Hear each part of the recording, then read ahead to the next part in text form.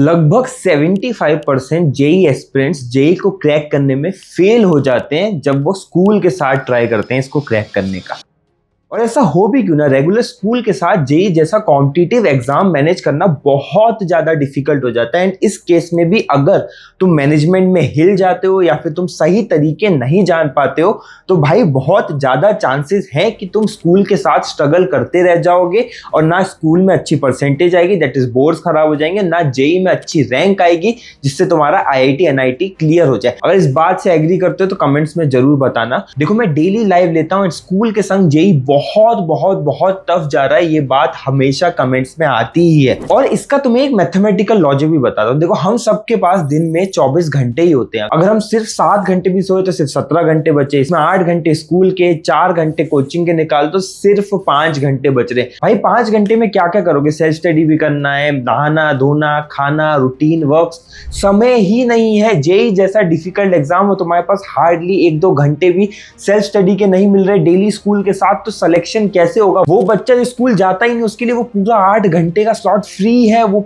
तुमसे 10 गुना ज्यादा पढ़ाई कर सकता है और ऑब्वियसली 10 गुना ज्यादा अच्छी रैंक भी लेके आ सकता है। तो क्या भैया उम्मीद छोड़ दें? अरे उम्मीद नहीं छोड़नी है, सॉल्यूशन है। बहुत सारे बच्चे क्रैक भी तो करते हैं। मेरा खुद का दोस्त आईआईटी कानपुर गया था रेगुलर स्कूल करके। आज एग्जैक्ट सॉल्यूशन बताऊंगा। कल ही घंटा भर उससे बात की है और समझा है कि कैसे स्मार्टली मैनेज किया जाता है। दोस्तों आगे बढ़े, बट उससे पहले ये जेई स्कूल का सिस्टम है तो भाई दिमाग खराब करने वाला। चाहता हूं कि दिल खोल के 2 शब्द तुम इस सिस्टम के लिए तो कमेंट में जरूर लिखो, बिकॉज ऑब्वियसली ये अननेसेसरली तुम्हारे ऊपर प्रेशर डाला गया है। अब वीडियो स्टार्ट करते हैं। सबसे पहला पॉइंट है अटेंडेंस को स्मार्टली मैनेज करो। देखो एक बात को समझो, साल में स्कूल सिर्फ 250 दिन ही खुलता है और इसमें अगर सिर्फ 75% अटेंडेंस जो सारे स्कूल का मिनिमम क्राइटेरिया होता है उसको मैनेज करोगे तो काफी सारे दिन, लगभग 150 डेज तुम्हारे बचे होंगे जो बिल्कुल तुम्हें इक्वली अपॉर्चुनिटी देंगे जो बाकी एस्पिरेंट्स को दे रहे होंगे जिनने स्कूल ज्वाइन नहीं किया है। ये 150 दिन ही तुम्हारे लिए गोल्डन अपॉर्चुनिटी है, बिकॉज स्कूल जिस दिन तुम जाओगे उस दिन तुम्हें ज्यादा समय नहीं मिलेगा। और एक बात बता देता हूँ, 100% अटेंडेंस के पीछे मत भागो। हाथ जोड़ के ये बात कह रहा हूँ, कुछ भी मैटर नहीं करता है।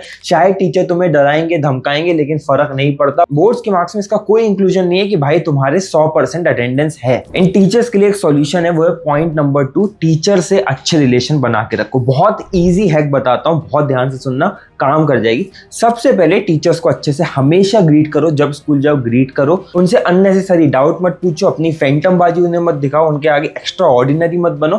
थोड़े से स्वीट रहो उनके सामने, उनको अपने बारे में थोड़ा बताती भी रहो कि सर मैं हम्बल बैकग्राउंड से आता हूँ, आईआईटी मेरा ड्रीम है, सपना है, मुझे दिक्कतें हो रही है। टीचर अपने आप तुम्हें इनकॉर्पोरेट करता रहेगा। एंड दूसरी चीज, पेरेंट टीचर मीटिंग को कभी भी मत छोड़ना। अपने पेरेंट्स को पहले से ही बोलना कि जब स्कूल जाओ तो थोड़ा टीचर से बात कर लेना प्यार से, उन्हें समझा देना कि मैं सारे दिन स्कूल नहीं आ पाऊंगा। ये 2 चीज अगर कर लोगे ना, बहुत आराम से टीचर्स मान जाएंगे। उनको कोई पर्सनल दुश्मनी नहीं है तुमसे, 2-4 साल बाद तुम्हारा नाम भी भूल जाएंगे। इतनी सी चीज करोगे, 75 या 70% अटेंडेंस पे भी वो मान जाएंगे। 50 एग्जाम्पल है मेरे पास इस चीज के लिए। ये चीज का बहुत ज्यादा ध्यान रखना। थर्ड पॉइंट, स्कूल का काम स्कूल में खत्म करेंगे। भैया नहीं हो पाता है, ये प्रॉब्लम वो प्रॉब्लम, भाई हो जाता है। स्कूल का होमवर्क कोई इतना ज्यादा नहीं मिलता। 2 ही चीजें होती हैं, एक तो होमवर्क मिलता है एंड सबसे बड़ा होमवर्क होता है तुम्हारा प्रैक्टिकल फाइल का, राइट। देखो तुम्हें समय मिल जाएगा, जो पीरियड्स एक्सचेंज होते हैं उसमें मिल जाएगा। तुम्हारे क्या कहते हैं 11th 12th का सिलेबस बोर्ड लेवल का बहुत कम होता है। बहुत बार टीचर 50% ही पीरियड को ऑक्यूपाई करता है, बाकी तुम्हारा टाइम खाली होता है। अब उसमें तुम क्या करते हो, जेई के क्वेश्चन निकाल के सॉल्व करते हो, उससे टीचर बिगड़ जाता है और वो तुम्हारी डांट लगा देता है। बट उस दिन अगर टीचर का ही दिया हुआ होमवर्क करोगे, प्रैक्टिकल फाइल करोगे, वो कुछ भी नहीं बोलेगा।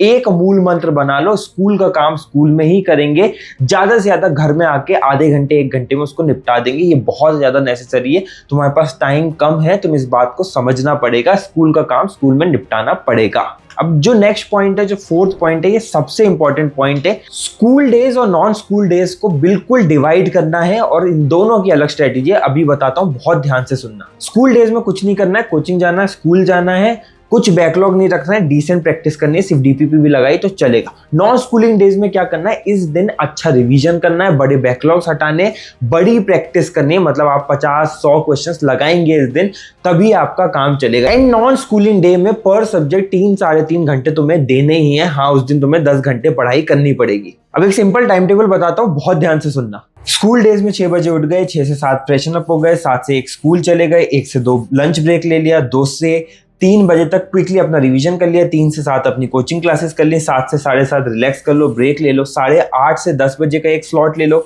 10 से 10:15 फिर ब्रेक ले लो, 10:15 से 11 बजे तक सेकंड स्लॉट ले लो और 11 बजे सो जाओ। और कोई टेंशन फिक्र लेने की जरूरत नहीं है, सिंपल 1-1.5 घंटे की हम सेल्फ स्टडी करेंगे। अब हॉलीडेज में क्या करेंगे बताता हूँ। थोड़ा लेट उठ जाओ, 7 बजे उठ जाओ, 7 से 8 बजे ब्रेकफास्ट कर लो, 8 से 10 एक बड़ा स्लॉट लगाओ, 10 से 10:30 फिर से कुछ खा लो पी लो, रिफ्रेशन अप हो जाओ, 10:30 से 1 फिर एक 2.5 घंटे का बड़ा स्लॉट लगाओ, सेकंड स्लॉट ऑफ स्टडी, 1 से 2 बजे तक लंच कर लो, पावर नैप ले लो, 2 से 3 फिर एक रिवीजन स्लॉट लगाओ, फिर अपनी रेगुलर कोचिंग 3 से 8 चलाते रहो, 8 से 9 डिनर कर दो, 9 से 11 फिर एक 2 घंटे का बड़ा स्लॉट लगाओ, 11 से 12 यूट्यूब चला दो, इंस्टाग्राम देख लो, या फिर जल्दी सोना है तो जल्दी सो जाओ। ये टाइम टेबल को फॉलो कर लोगे तो तुम बीट कर दोगे उस बच्चे को जो डमी लेके बस इस कॉन्फिडेंस में है कि मेरे पास तो समय ज्यादा है, तुम लिटरली बीट कर दोगे, वो हैरान रह जाएगा।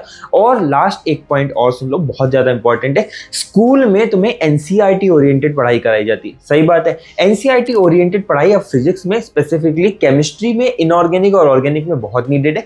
वहां सीरियस हो जाना। बहुत सारे बच्चे मैंने ऐसे देखे जो जेई की तैयारी करते हैं, वो स्कूल टाइम में सीरियस नहीं होते कि यार देखो तो सब मुझे कोचिंग में पढ़ना है, मेरे स्कूल वाला टीचर तो इस लेवल का पढ़ाता है, कोचिंग वाला तो बिल्कुल इस लेवल का पढ़ाता है। अरे इस लेवल का ही आता है एनसीईआरटी से, और कई बार बता रहा हूँ, कई बार स्कूल टीचर एनसीईआरटी को बहुत डीपली पढ़ाता है और कोचिंग टीचर नहीं पढ़ाता। इसका एडवांटेज ले लो, थोड़ी और मदद भी हो जाएगी, एक बेनिफिट निकाल लिया तुमने तुम्हारी प्रॉब्लम से। इतना कर लोगे बहुत आराम से दोनों चीजें मैनेज हो जाएंगी। सबसे बड़ा तुम्हारा ये डाउट आ रहा था अभी लाइव सेशंस में, इसलिए मैंने इसको कवर कर लिया। लाइव सेशंस ज्वाइन करते रहो, फ्री में मेंटरशिप मिल रही है, एंड चैनल को सब्सक्राइब कर लो, बिकॉज इससे ज्यादा प्रैक्टिकल गाइडेंस तुम्हें नहीं मिलेगी। अगली वीडियो में क्या टॉपिक्स कवर करने हैं वो भी कमेंट में बना दो। मिलते हैं अगली वीडियो में। Till then keep working hard, उसका कोई ऑल्टरनेटिव नहीं है मेरे दोस्त।